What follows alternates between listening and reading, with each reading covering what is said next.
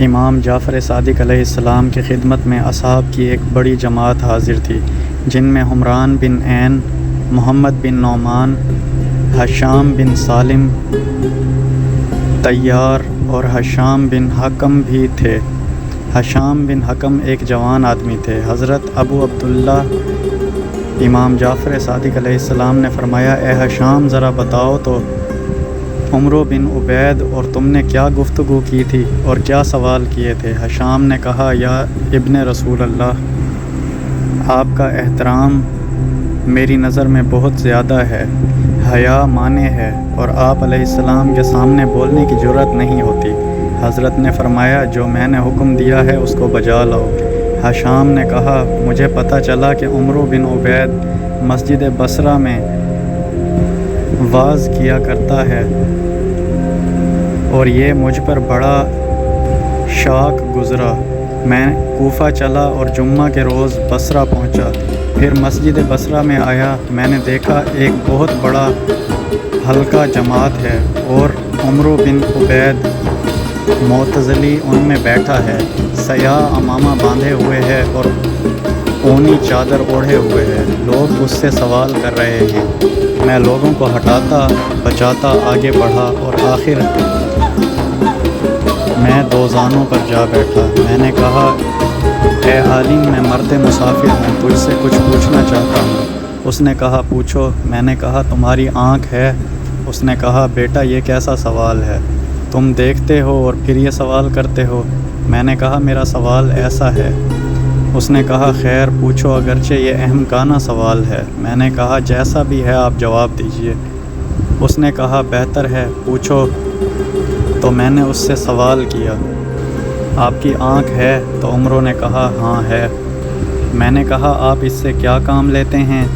عمرو بولا، رنگ اور اجسام کو دیکھتا ہوں۔ میں نے کہا، آپ کے ناک ہے؟ عمرو نے کہا، ہاں ہے۔ میں نے کہا، اس سے کیا کام لیتے ہو؟ کہنے لگا، خوشبو اور بدبو سونگھتا ہوں۔ میں نے کہا، آپ کے کان ہیں؟ عمرو نے کہا، ہاں ہیں۔ میں نے کہا، ان سے کیا کام لیتے ہو؟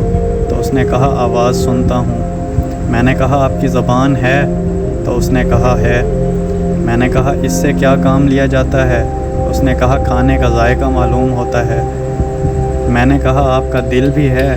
عمرو نے کہا، جی میرا دل بھی ہے۔ میں نے کہا، اس دل سے کیا کام لیتے ہو؟ تو عمرو نے جواب دیا، جب مجھے حواس کی مدرکات میں شک واقع ہوتا ہے تو دل کی طرف رجوع کرتا ہوں، جس سے یقین حاصل ہو جاتا ہے اور شک دور ہو جاتا ہے۔ میں نے کہا، تو خدا نے دل کے حواس کا شک دور کرنے کے لیے بنایا ہے؟ عمرو نے کہا، بے شک۔ تو میں نے کہا، تو بغیر قلب کے اعضاء کا شک دور نہیں ہو سکتا؟ عمرو نے کہا، بے شک۔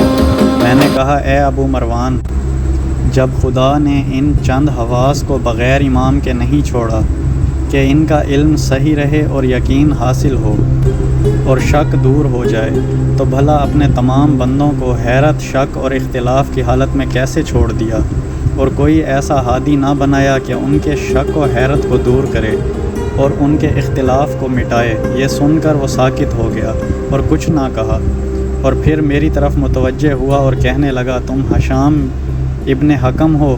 میں نے کہا، نہیں۔ کہا، ان کے مصاحبوں میں سے ہو؟ میں نے کہا، نہیں۔ اس نے پھر کہا، تم کہاں کے رہنے والے ہو؟ میں نے کہا کہ اہل کوفہ سے ہوں۔ اس نے کہا، بس تم وہی ہو۔ پھر مجھے اپنے پاس بٹھایا اور جب تک میں بیٹھا رہا خاموش رہا۔ امام یہ سن کر ہنسے اور فرمایا، اے ہشام، یہ تمہیں کس نے سکھایا؟ تو ہشام نے کہا، میں نے یہ تو آپ ہی سے اخذ کر کے ترتیب دیا ہے۔ فرمایا، یہی دلیل ابراہیم اور موسیٰ کے صحیفوں میں بھی ہے۔